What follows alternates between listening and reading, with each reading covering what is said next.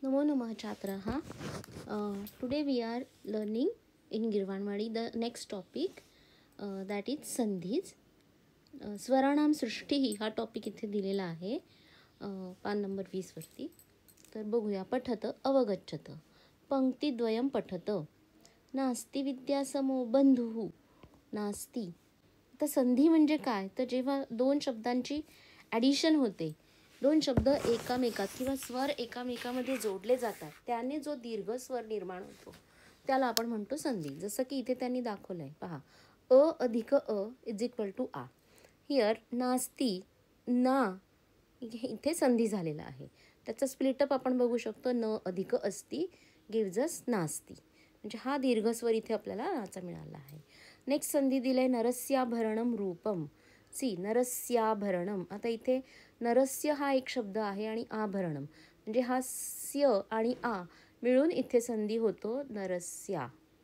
अशा प्रकारे तुम्ही लक्षात घेऊ शकता. तर आठवीत पण आपण बघितलेच होते, वेगवेगळ्या टाईपचे संधी बघितले आहेत. त्यापैकी परत एक रिव्हिजन आहे. पहिला आहे सवर्ण. सवर्ण किंवा इथे आपण व्याख्या त्यांनी दिली आहे बघा, द्वयोः अक्षरयोः एकत्रीकरणम नाम संधी. म्हणजे दोन अक्षरांच्या एकत्रीकरणाला आपण संधी म्हणू शकतो. आता सवर्ण म्हणजे काय, तर सजातीय वर्ण. जसं की अ मध्ये आ ॲड केला किंवा आ मध्ये अचं ॲडिशन झाली तर मग त्याचा दीर्घस्वर आपल्याला मिळतो. म्हणजे अ मध्ये अ मिळाला तरी आ, अ मध्ये आ मिळाला तरी आच मिळणार आहे. मग त्यांनी उदाहरणं दिली आहेत. नव अधिक अपी. बघा इथे पहिल्या शब्दाचं शेवटचं अक्षर बघायचं व. व अकारांत आहे, सो व मधला अ आणि अ मधला अ मिळून इथे नवापी असा हा सवर्ण दीर्घसंधी झालेला आहे. तसंच आता इथे दुसरं त्यांनी इथे विग्रह आपल्याला शोधायचा आहे आणि संधी दिलेला आहे तथात्र. पैकी दुसरं पद आहे अत्र, त्याच्या आधीचं पद काय असणार आहे, तर ते आपण इथे लिहूयात तथा. तथामधला आ आणि अत्रमधला अ मिळून तथात्र असा दीर्घसंधी झालेला आहे.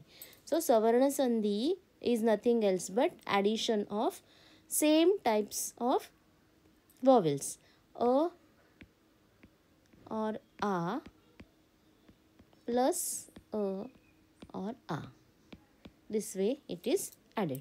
सेम टाईप म्हणजे त्याच्यामध्ये विजाती ॲड नाही झालेला आहे. जसं की अ मध्ये ई किंवा अ मध्ये उ ह्या प्रकारच्या संधी याच्यात येत नाहीत. ठीक आहे. दुसरा संधी दिलेला आहे इथे लेखनस्याशयः and we have to write the words included in this. तर लेखनस्य प्लस आशयः. आशयःने आपल्याला मिळणार आहे लेखनस्य आशयः. म्हणजे इथे अ आणि हा आ मिळून इकडचा स्या असा हा तो शब्द तयार होतो. नंतर दुसरं दिलेला आहे ई आणि दीर्घ ई. ह्याच्यामध्ये जेव्हा ई आणि दीर्घ ई ॲड होतो त्यावेळेस परत आपल्याला त्यातला दीर्घस्वर मिळतो जो दीर्घ ई असतो. जसं की पठती. पठतीमध्ये इथे पहिला ई आहे आणि इतीमध्ये पण पहिला ई आहे. यांचं ॲडिशनने आपल्याला हा स्वर दीर्घ मिळणार आहे आणि मग त्याचं उच्चारण येतं पठतीती. अशा प्रकारे तो दीर्घ उच्चारायचा आहे. नदी प्लस ई व. तर इथे पण नदी हा दीर्घ ई शब्द आहे. दी प्लस ई. दीर्घ ई मध्ये छोटा ई ॲड झाल्यानंतर परत दीर्घ ईच राहणार आहे. नदी व. परी प्लस इक्षा गिव्ह अस परीक्षा. ठीक आहे. नंतर पुढे आहे उकारांमध्ये उ और दीर्घ उ प्लस उ और दीर्घ उ गिव्ज अस दीर्घ उ असं संधी इथे आहे. गुरु प्लस उपदेशः. पहिला उ मध्ये दुसरा पहिला उ ॲड झालेला आहे आणि इथे दीर्घ उ मिळालेला आहे. सो संधी येतो आहे गुरुपदेशः. आता इथे पूर्ण संधी दिलेला आहे वधूत्साह. तर इथे पहिला शब्द काय असू शकतो, तर वधू प्लस उत्साह. उ मध्ये उ मिळून त्याचा दीर्घ उ झालेला आहे वधूत्साह. पुढचं आहे भानू अधिक ऊर्जा गिव्ज अस भानुर्जा. आता इथे बघा पहिला नू मध्ये उ ॲड झालेला आहे पण ॲडिशन नंतर रूलनुसार दीर्घ उ आलेला आहे भानुर्जा. अशा प्रकारे त्याचं उच्चारण करू शकतो आपण. तसंच मातृ प्लस ऋणम. आता इथे मध्ये पहिला रू आहे, ऋणममध्ये पहिला रू आहे, बट संधी करताना दीर्घ रू झालेला आहे आणि म्हणून इथे हा मातृऋणम असा प्रकारे आपण उच्चारण करू शकतो. पितृ प्लस अगेन ऋणम इथे येईल.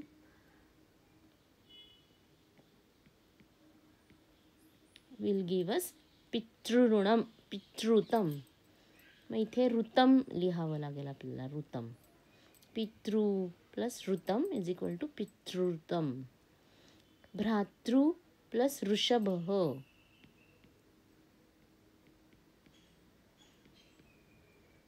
विल गिव्ह अस भ्रातृषभ. तर अशा प्रकारे इथे संधी हा टॉपिक संपतो. आता पुढे आहे नामानी.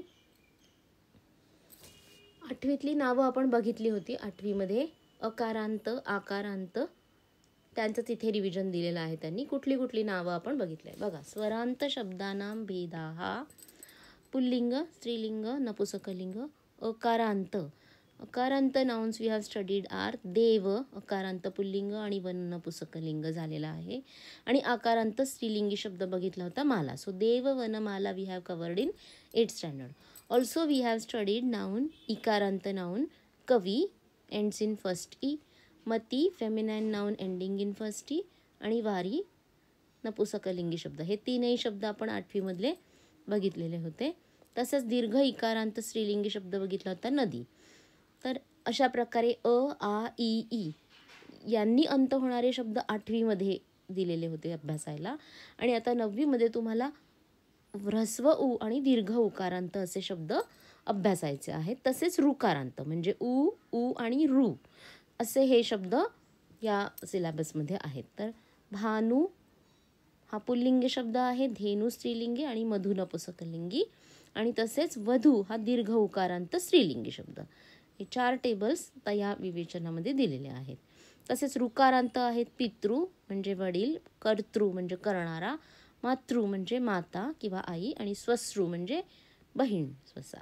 तर हे देखील शब्द अभ्यासण्यासाठी आहेत. तसेच आता अकारांत शब्द देव, सूर्य जे आपण व्होकॅब्युलरीमध्ये होते 8वीमध्ये त्यांच्यासाठी उकारांत समानार्थी शब्द दिलेले आहेत. तर हे पण तुम्ही अभ्यासू शकता. हे तुम्हाला मॅच द कॉलममध्ये पण येऊ शकतं एक्स्ट्रासाठी. जसं की देवसाठी उकारांत नाऊन येईल प्रभू, सूर्यासाठी उकारांत नाऊन आहे भानुः, वातःसाठी उकारांत आपण रिप्लेस करू शकतो वायुः. आणि वृक्षसाठी उकारांत शब्द वापरावा लागेल तरुः.